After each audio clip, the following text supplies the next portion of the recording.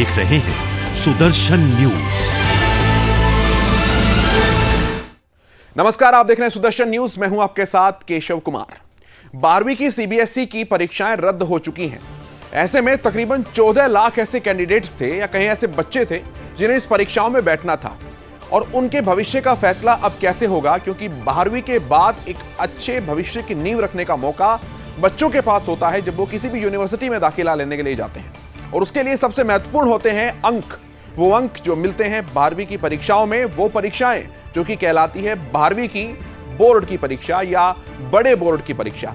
लेकिन परीक्षाएं जब रद्द हो चुकी हैं तो बच्चों के अंकों का फैसला कैसे होगा, बड़ा सवाल बना हुआ है, क्योंकि इस पर अभी एक राय नहीं बन पाई है। बहुत सारी अलग अलग राय हैं, एक क्लियर गाइडलाइन नहीं आ पाई है।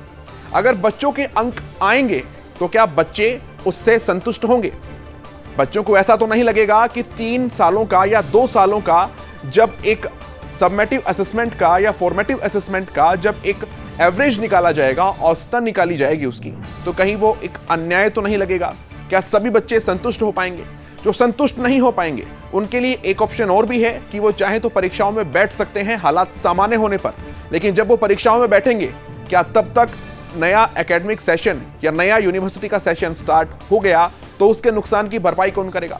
बहुत सारे अब भी सवाल बच्चों के मन में बने हुए हैं। इसीलिए हमने तय किया, सुदर्शन न्यूज ने यह तय किया कि बच्चों के तमाम सवालों के जवाब देने के लिए एक एक्सपर्ट को यहां पर बुलाया जाए, एक गाइडेंस देने के लिए एक्सपर्ट को यहां पर बुलाया जाए, यानी कि करियर काउंसलर, जो कि ये बता सके कि भविष्य में क्या क्या ऑप्शंस बच्चों के पास का फर्क पड़ेगा। तो ये अपने आप में एक बहुत बड़ी बात होगी, क्योंकि हालात 1 साल या 2 साल के बाद सामान्य हो सकते हैं, लेकिन इन 1 और 2 साल के अंदर जो कदम अभी उठाए जाएंगे वो बच्चों के भविष्य को निर्धारित करेंगे। और इसीलिए यह बहुत जरूरी है कि बच्चों का कंसेप्ट एकदम क्लियर हो कि अब 12वीं के बाद उन्हें क्या करना है, क्या नहीं करना है, किस स्ट्रीम के जरिए किसे चुनना है और किसे नहीं चुनना है।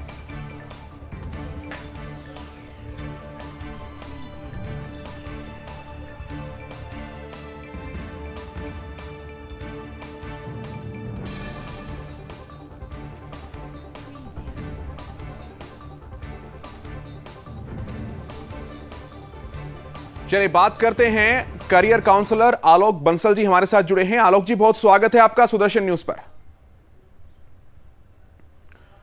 आलोक बंसल जी, मेरी आवाज पहुंच पा रही है आप तक? जी, बहुत स्वागत है सर आपका। सबसे पहले तो यही सवाल मैं आपसे पूछना चाहूंगा सर, उसके बाद बच्चों के भी हम सवाल लेंगे। लाइव कॉल्स के जरिए बच्चे भी हमारे साथ बात करके अपने सवालों का जवाब ले सकते हैं आपसे। लेकिन सबसे पहला सवाल, स्थिति बहुत अकल्पनीय सी बन गई है। ऐसे में बच्चों का करियर जो है, इस बार साधारण सी बात है कि जो नॉर्मल कंडीशंस हुआ करती थी, एक कूल माइंड हुआ करता था सोचने के लिए, इस बार कंडीशंस बिल्कुल भी वैसी नहीं है। ऐसे में क्या करना चाहिए, क्या नहीं करना चाहिए, और अब के स्टेप्स आने वाले फ्यूचर को किस तरह से इफेक्ट करेंगे? आलोक जी। देखिए, बच्चों में बहुत कंफ्यूजन है, बहुत डाउट्स है कि क्या होने वाला है। लेकिन मैं एक तरफ से बहुत वेलकम करना चाहूंगा इस स्टेप का कि बच्चों को एक मौका मिला है। जो बच्चों में इतनी परेशानी थी, ये सोच विचार था कि उनका आगे क्या होगा, क्या परेशानी होगी, कैसे वो पेपर दे पाएंगे। अच्छा स्टेप रहा है कि बच्चों का एग्जाम कैंसिल कर दिया गया है और काफी रिलीफ महसूस हो रहा है बच्चों में। और बच्चे बहुत उत्सुक हैं, क्योंकि कोरोना वायरस का डर था। बच्चे तैयारी कर रहे थे, करीब 15 महीने से ही तैयारी लगे थे, लेकिन एक असमंजस उनके सामने था। अब जहाँ बच्चे कैसे बच्चे 9वीं 10वीं 11वीं की परीक्षा देते आए हैं। कुछ बच्चों ने एग्जाम दिए हैं। बहुत सारे मायने हैं, बहुत सारे तरीके हैं ये समझने के लिए कि बच्चों को कैसे मार्क्स दिए जाए और कैसे आगे उनको कॉलेज में देने का प्रावधान किया जाए, प्रदान की जाए। तो इसके लिए बहुत सारे सवाल पूछ सकते हैं, बहुत सारे समाधान मिल सकते हैं, बहुत सारे क्वेश्चंस मिल सकते हैं। जी, निश्चित तौर पर आलोक जी ऐसा है, जिस तरह से आलोक जी भी बता रहे हैं कि स्थिति जो है वो सामान्य नहीं है, स्थिति असामान्य है। ऐसे में सरकार ने जो फैसला लिया है, जाहिर सी बात है उसके पीछे भी बहुत बड़ा चिंतन रहा होगा बहुत सोच समझकर ही ये फैसला लिया होगा, क्योंकि बड़े फैसले जब भी लिए जाते हैं तो वो हवाई या बिना सोचे समझे नहीं लिए जाते हैं। उसके पीछे एक हाई लेवल मीटिंग बैठती है, सब कुछ पहलुओं का, तमाम पहलुओं का, प्रोज एंड कॉन्स का एक फैसला किया जाता है, उसके बाद ही कोई फैसला लिया जाता है। लेकिन प्रमुख बात अब यह है कि भविष्य में किस तरह से बच्चों को करियर चुनने के लिए कोई भी स्टेप अपनाना चाहिए आलोक जी, उस सिचुएशन के अंदर जब उन्हें यह नहीं पता है कि उनकी स्कोरिंग कैसी होगी, उनके मार्क्स मिलेंगे तो उन्हें कैसे मिलेंगे। देखिए, इसमें मेरा बहुत सिंपल सा प्रश्न है। पहली बात तो ये समझना बहुत जरूरी है कि ऐसी सिचुएशन कभी आई नहीं है। This was an unprecedented situation कि ऐसा पेपर कैंसिल करना पड़ा है। तो ये बच्चों की सेफ्टी को मायने में रखते हुए ही एग्जाम कैंसिल किया गया। तो पहली बात तो बच्चों को इसको एक पॉजिटिव रूप से देखना चाहिए कि उनके फायदे के लिए किया गया है। दूसरी बात, ये हम बच्चे समझें तो बच्चे स्कूल में गए थे, 12वीं में पेपर दे रहे थे, प्री बोर्ड के पेपर दे रहे थे, कुछ बच्चों को प्रैक्टिकल के एग्जाम देने का भी मौका मिला, स्कूल के अंदर इंटरनल मार्क्स उनको जजमेंट का भी मौका मिला स्कूल को। तो कुछ ना कुछ ढंग से तो बच्चों को पता ही है कि उनके कितने नंबर आ रहे थे। स्कूल के क्षेत्र, स्कूल वालों को भी पता है, स्कूल के कर्मचारियों को, अध्यापकों को, स्कूलों को पता है कि बच्चों के क्या नंबर आ रहे थे। तो मेरे हिसाब से तो देखा जाए तो बच्चों का एक तरीका तो ये है कि आप 9, 10th, 11th के मार्क्स का एवरेजिंग किया जाए और वही मार्क्स बच्चों को 12th के दे दिए जाएं। दूसरा तरीका ये भी हो सकता है कि आप बच्चों को 12th के जो उन्होंने प्रैक्टिकल एग्जाम्स दिए थे उनके बेसिस पे आप एक्स्ट्रापोलेशन करके, उनको एक्स्ट्रापोलेट करके, उनके एवरेजिंग करके बच्चों को मार्क्स दिए जाएं। तीसरा बहुत इंपॉर्टेंट सवाल ये है कि आज बहुत सारे हायर एजुकेशन के क्षेत्रों में एडमिशन के लिए, स्कूल कॉलेजों के एडमिशन के लिए, यूनिवर्सिटीज के लिए आपके लिए एंट्रेंस एग्जाम है, चाहे वो लॉ का एंट्रेंस एग्जाम है, चाहे वो बीबीए का, चाहे नीट का, चाहे आईआईटी का। तो ये एग्जाम तो बच्चों को देने पड़ेंगे, देंगे और ये होंगे। उसके वजह से बच्चों का आराम से सिलेक्शन हो सकता है।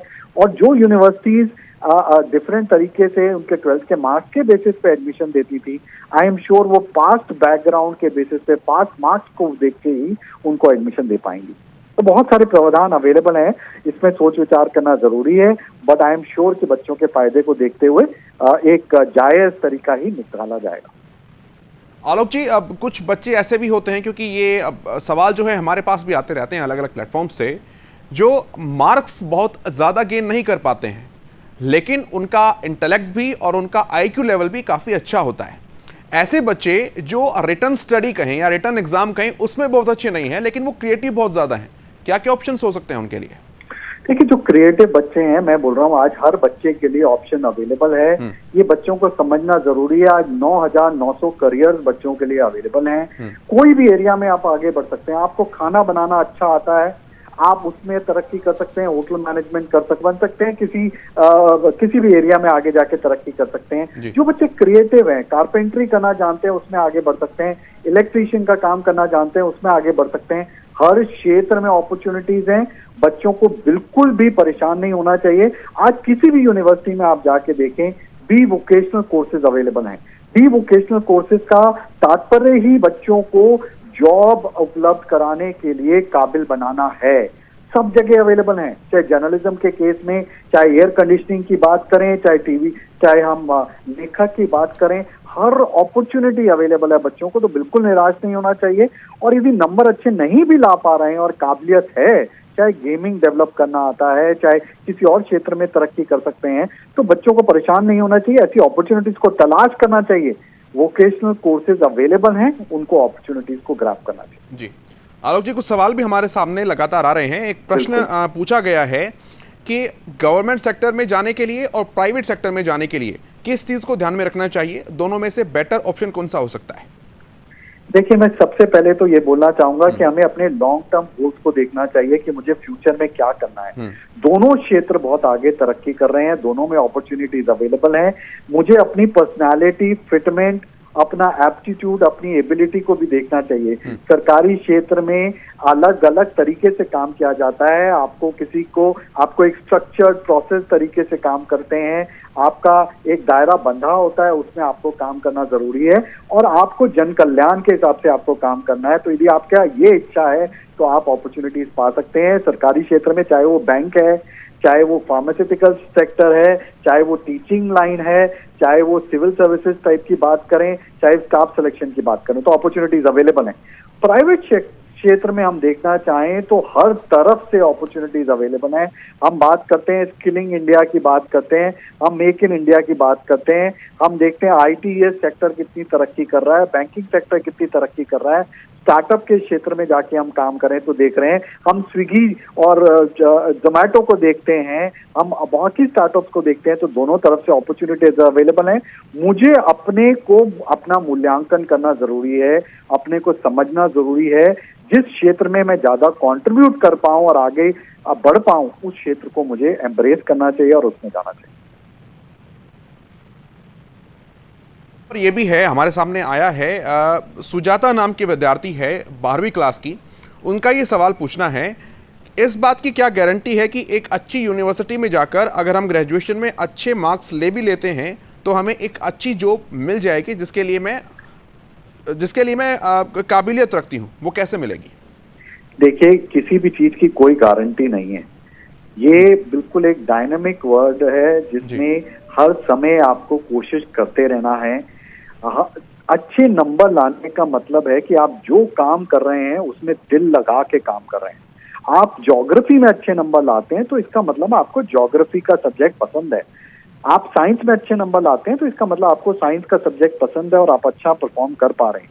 तो जो व्यक्ति या जो कंपनी आपको जॉब पे रखने के लिए तैयार है या आपको देख रहा है, आपका इंटरव्यू ले रहा है, वो ये देखेगा कि यदि आपको अपने सब्जेक्ट में इंटरेस्ट है तो उसी सब्जेक्ट में आप अपना करियर बनाने के लिए तैयार हैं। आपको ज्यादा ट्रेनिंग की जरूरत नहीं शायद पड़ेगी और आप आगे कर पाएंगे, बढ़ पाएंगे। तो मुझे ये सोचना कि मैं नंबर नहीं लाऊं, वो बात जायज नहीं है। हाँ, यदि आपके नंबर बहुत अच्छे आते हैं और आपने बाकी चीजों में कोई मेहनत नहीं की, आपने बोलना नहीं सीखा, आपने लिखना नहीं सीखा, आपने लोगों से इंटरेक्ट करना नहीं सीखा, आपको ये नहीं पता कि आपके आसपास क्या हो रहा है, क्या अपॉर्चुनिटीज हैं, आप सोशली एक्टिव नहीं है, तो हाँ, शायद आपको जॉब ना मिले। तो दोनों बातों का ध्यान रखना है। खाली पढ़ाई से जॉब नहीं मिलेगी और खाली खेलकूद या इंटरेस्ट से जॉब नहीं मिलेगी। दोनों का एक अच्छा बैलेंस हमें अपने में उतारना जरूरी है, समाना जरूरी है, उसके बेसिस पर हमें जॉब मिलेगी। संदीप पूछ रहे हैं 12th क्लास के, सर मैं डिसाइड कैसे करूं कि मुझे चुनना क्या है? बहुत उत्तम प्रश्न है संदीप का। संदीप, ये क्वेश्चन सबके दिमाग में है। 99% बच्चे आपके जैसे हैं जिनमें ये असमंजस है कि मैं क्या करूं। बहुत सही बात है। संदीप, मैं आपको एक सजेस्ट करूंगा कि आप पेपर पेन उठाएं और उस पर लिखें कि 15 साल बाद आप अपने को कहाँ देखना चाहते हैं, आप क्या करना चाहते हैं। ऐसा क्या करेंगे कि 15 साल बाद आपको महसूस हो कि मैं बहुत खुश हूँ, मुझे लगता था कि मैं एनजीओ में काम करूं, लोगों की सेवा करूं, तो क्या मैं एनजीओ में इस लेवल पे पहुंच पाया कि मैंने कंट्रीब्यूट किया और मुझे खुशी मिली। ऐसा जरूरी है, बिल्कुल जरूरी है, लेकिन मन की खुशी, हैप्पीनेस जिसको कहते हैं, मन की संतुष्टि बहुत इंपॉर्टेंट है। ये आप 15 साल बाद अपने को डाल के देखें और फिर पीछे मुड़ के देखें, मैं क्या काम करूं जिसकी वजह से मैं आगे बढ़ पाऊं। 3 बातों का ध्यान रखें, अपनी एबिलिटी, इंटरेस्ट और पर्सनालिटी। आप बोले कि मुझे तो कंप्यूटर साइंस में जाके जाना है क्योंकि मुझे गेम खेलना पसंद है, वीडियो गेम खेलना पसंद है, वो जायज नहीं है। आपको देखना पड़ेगा क्या आप 8 घंटे कंप्यूटर के साथ बैठ के, सामने बैठ के काम कर पाएंगे, क्या आप में इतना इंटरेस्ट है कि आप एल्गोरिथम सीख पाएंगे। ये सब चीजों का समावेश, सब चीजों को समान तरीके से देखने के बाद ही हम निर्णय ले पाएंगे। बट अपॉर्चुनिटीज बहुत है संदीप, बिल्कुल परेशान होने की जरूरत नहीं। ठीक है आलोक जी, कुछ बच्चे भी हमारे साथ जुड़े हैं, मैं उनका भी परिचय एक बार करा दूं। एक बार स्क्रीन पर दिखाइए जो बच्चे हमारे साथ जुड़े हैं, क्योंकि बच्चे भी अपना सवाल लगातार पूछ सकते हैं। हमारी फोन लाइंस भी हमने आपके लिए खोल दी है, आप चाहें तो हमें डायरेक्ट फोन कर सकते हैं। और आलोक बंसल जो कि करियर काउंसलर हैं, वो हमारे साथ जुड़े हैं, आप सीधे उनसे बातचीत कर सकते हैं। बच्चे हमारे साथ आ गए हैं, मैं चाहूंगा एक एक कर आप अपना सवाल जो भी आप पूछना चाहे वो आलोक जी से पूछ सकते हैं। शुरुआत में शुभम से करता हूं। शुभम। सर, मेरा क्वेश्चन आपसे ये है कि अब हम जो भी हम फील्ड आगे परस्यू करेंगे, उसके लिए हमारा जो एडमिशन्स होंगे, वो अगर मान लो सरकार ने ऐसे बोला है कि बाद में पेपर होंगे, हमारे जो बाद में होंगे पेपर, वो अगर हम अपने सेटिस्फेक्शन से जो पेपर देना चाहते हैं, जो भी मतलब मार्क्स से खुश नहीं है, वो बाद में अपना पेपर देना चाहते हैं, वो फिर अपना पेपर कैसे दे पाएंगे सर? क्योंकि टाइम तो ज्यादा निकल जाएगा, कॉलेज के एडमिशन्स भी निकल जाएंगे। देखिए, आपको ये समझना जरूरी है शुभम की जो सरकार ने निर्णय लिया है वो आपके फायदे के लिए लिया है, ज्यादा बच्चों के फायदे के लिए लिया है। यदि एग्जाम अभी करते तो शायद बहुत देर निकल जाती और ये कंफ्यूजन बढ़ जाता। तो आज जो भी यूनिवर्सिटी आप क्षेत्र में जिस एरिया में भी आप एडमिशन लेना चाहते हैं उसमें आप जो भी मार्क्स मिलते हैं उसके हिसाब से एडमिशन ले लीजिए। कल यदि आपको एक ऑप्शन मिलती है कि आप अपने नंबर इंप्रूव कर सकें तो I am sure there would be a movement here and there. बच्चे इधर से उधर तो जाएंगे, या आपके जैसे बच्चे होंगे जो अपग्रेड करेंगे, कुछ बच्चे अपनी एरिया को चेंज करेंगे, हर जगह सीट मिलेंगी। हर साल नॉर्मल सर्कमस्टांसेस में भी आप देखें बड़ी बड़ी दिल्ली यूनिवर्सिटी में भी अक्टूबर तक भी आपको एडमिशन होते नजर आते हैं। तो आप बिल्कुल परेशान ना हो, आपके जिस मार्क्स में भी नंबर आते हैं, जो भी नंबर आपके आप आते हैं उसके बेसिस पे जो एडमिशन आपको मिल रहा है उसको आप ले लें, ग्रैब कर लें, आगे बढ़ें और नंबर इंप्रूव करने की अपॉर्चुनिटी मिले तो बिल्कुल करें। ठीक है, अगले बच्चे तुषार, आप कुछ पूछना चाहें तो। यस सर, आवाज आ रही? जी, हम सुन पा रहे हैं, अपना सवाल पूछिए आप। सर मेरा सवाल आपसे ये है, जैसे कि अब हर पेरेंट्स चाहता है कि मेरा बच्चा फ्यूचर में अच्छा पैसा कमाए, सक्सेसफुल हो, पर वे उस सक्सेस को डिफाइन नहीं करते कि सक्सेस क्या है। तो सर आप how do you define the success? Alok ji. देखिए, सक्सेस मतलब आप जो करना चाहते हैं वो आप कर पाए। मैंने आपको बोला आप हैप्पीनेस है, मतलब आज कोई बोले जब जर्नलिज्म का कोर्स करने जाते हैं तो लोग बोलते हैं, या कोई भी कोर्स करना चाहते हैं, आप करियर काउंसलर बनना चाहते हैं तो लोग बोलते हैं अरे भाई आप लोगों को एडवाइस ही देते रहोगे, उससे होगा क्या। देखिए, पैसा जरूरी है, हैप्पीनेस बहुत जरूरी है। जिस काम को करके आपको अंदर खुशी मिलती है, संतुष्टि मिलती है, वो काम आपको करना चाहिए और वही सक्सेस एक फैक्टर है। कोई तो एक बहुत सारे लोग आप पाएंगे बहुत आईआईटी में पढ़ने के बाद, आईएम में पढ़ने के बाद देश की सेवा में लगे हैं, गांवों में जाके काम कर रहे हैं। हम पढ़ते हैं कि डॉक्टर्स हैं, डॉक्टर बने और जाके गांव में सेवा कर रहे हैं, पैसे को नहीं देख रहे, लोगों की सेवा करके खुश हैं और उन्हें लगता है कि वो सक्सेसफुल हैं। That is the definition of success. जिससे आपको खुशी मिले वो सक्सेस की डेफिनेशन। ठीक है, एक कॉलर भी हमारे साथ जुड़ी हैं, ज्योति, स्टूडेंट है, गौतम बुद्ध नगर से जुड़ी हैं। ज्योति, आप अपना सवाल पूछ सकती हैं। चलिए, फोन लाइन डिस्कनेक्ट हो गई है, बच्चों के पास चलते हैं। अनुज, आप अपना सवाल पूछ सकते हैं आलोक जी से। मैं ये पूछना चाहता हूँ। हेलो जी बोलिए, सुन पा रहे हैं हम। जी, मैं ये पूछना चाहता हूँ कि एक कंफ्यूजन है कि रिजल्ट किस बेस पे हमारा निकाला जाएगा, क्योंकि ये कहा जा रहा है कि पिछले 3 साल के बेस पे निकालेंगे, तो बहुत से बच्चे होंगे जो नहीं होंगे सेटिस्फाई इससे, और कुछ बच्चे जो बिलो एवरेज होंगे वो तो है ही खुश कि एग्जाम कैंसिल हो गए हैं, तो कुछ भी रिजल्ट आए वो तो संतुष्ट ही रहेंगे। तो अगर कोई बच्चा संतुष्ट नहीं होता है और वो मानसिक रूप से इससे गहरा असर उसे पड़ता है, तो वो कैसे हैंडल करेगी? देखिए, मेरा कहना है कि किसी भी एक एग्जाम से या एक मूल्यांकन से आप अपना हताहित होने की जरूरत तो बिल्कुल भी नहीं। यदि आपको लगता है किसी कारणवश आपके नंबर कम आ भी गए, मान लीजिए कोई भी पैरामीटर लगाएं, सब तो संतुष्ट नहीं हो सकते, तो आप हताहत हो जाएं, परेशान हो जाएं और अपने को बिल्कुल सोच लें डीमोटिवेट होके कि मैं अब आगे क्या कर पाऊंगा, ये बिल्कुल जायज नहीं है। हमें तो ये मानना चाहिए कि हर एरिया पे हम कोशिश करते रहेंगे, तरक्की करते रहेंगे। एक कोई भी एग्जाम आपकी जिंदगी का डिसीजन करने में सक्षम नहीं है। हो सकता है आज आपको लेना चाहते हो साइंस मिल जाए, आपको ह्यूमैनिटीज, और आप ये दुखी हो जाए कि साइंस लेना चाहता था अब मैं दुखी रहूंगा, ये बिल्कुल जायज नहीं है। हो सकता है ह्यूमैनिटीज करने के बाद आप ज्यादा तरक्की कर पाए, किसी को क्या पता। क्या आप नहीं जानते हर साल कितने बच्चे इंजीनियरिंग करने के बाद सिविल सर्विसेज करते हैं? कितने बच्चे 12th में 11th 12th में ह्यूमैनिटीज लेते हैं 10th में बहुत अच्छे नंबर लाने के बाद भी, क्योंकि उन्हें पता है कि मेरा long term goal civil services है, मैं साइंस क्यों पढूं। हर तरह के आपको एग्जाम्पल मिलेंगे, बिल्कुल परेशान ना हो, हताहत नहीं हो और डीमोटिवेट होने की बिल्कुल जरूरत नहीं है। लाइफ में अमेजिंग अपॉर्चुनिटीज हैं, आप हजारों लोगों को देख पाएंगे जो गिरने के बाद भी खड़े हुए और आगे तेजी से तरक्की कर पाए। ज्योति कॉलर हमारे साथ जुड़ रही है गौतम बुद्ध नगर से। ज्योति, आप अपना सवाल पूछ सकती हैं आलोक जी से। Yes sir. जी हेलो, हाँ ज्योति, हम सुन पा रहे हैं, अपना क्वेश्चन पूछिए आप। इस पे पूछ रहा था। Good afternoon sir. जी गुड आफ्टरनून, बोलिए। हेलो जी ज्योति, हम सुन पा रहे हैं आपको, आप अपना सवाल पूछ सकती हैं।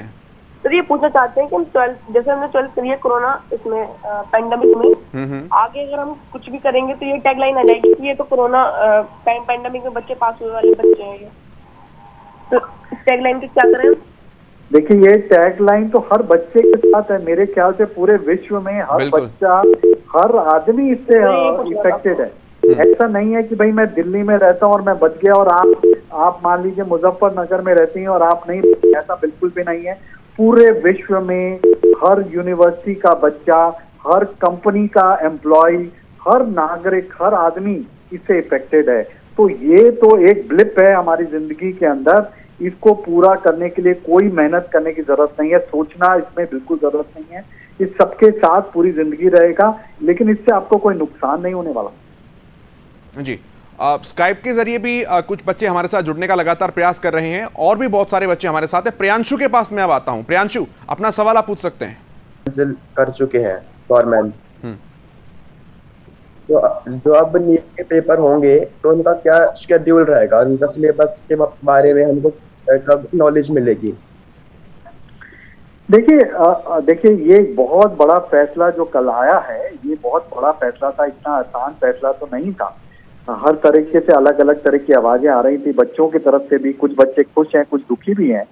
तो ये फैसला बड़ा आया है और आई एम श्योर कि आप ये भी माने कि आपकी सरकार, आपके एजुकेशन डिपार्टमेंट, चाहे सीबीएसई या चाहे नीट कंडक्ट करने वाली बॉडी, सब इस पे विचार कर रहे हैं। तो जल्दी जल्द इसका फैसला आएगा। मेरी बस आपसे इतनी रिक्वेस्ट है कि आप ज्यादा सोच विचार में ना पड़ें। यदि मैं आपकी जगह हूं तो मैं तो सोचूं कि मेरे लिए एक बहुत बड़ी अपॉर्चुनिटी आई, यदि मैं पहले नहीं पढ़ पाया तो अभी तैयारी कर लूं और मैं तैयारी में लग जाऊं, और ये कब एग्जाम होगा कब नहीं होगा ये चिंता घर वालों पे छोड़ दें। वो टीवी पे देख के पता लगा लें और मुझे बता दें, मैं तो तैयारी में लग जाता हूँ। बिल्कुल ऐसा है आलोक जी, सवाल तो और भी बहुत सारे हैं लेकिन समय की हमारे पास सीमाएं हैं। लेकिन मुझे ऐसा लगता है कि गागर में सागर भरने वाली बात यहां पर हो चुकी है। जो मोटा मोटा एक तरीके से समाधान या गाइडेंस चाहिए थी बच्चों को, वो मिल चुकी है। आलोक जी, अपना कीमती समय आपने हमें दिया, आपका बहुत धन्यवाद। आप सब बच्चे भी हमारे साथ जुड़े, अपनी समस्याएं आपने जो पूछी, निश्चित तौर पर आपको समाधान भी उसका कुछ ना कुछ जरूर मिला होगा। इन तमाम बातचीत और जानकारी के लिए सभी बच्चों का बहुत धन्यवाद। मेरे साथ इस कार्यक्रम में इतना ही, लेकिन देश दुनिया की तमाम बड़ी खबरों के लिए आप देखते रहें सुदर्शन न्यूज। जय हिंद।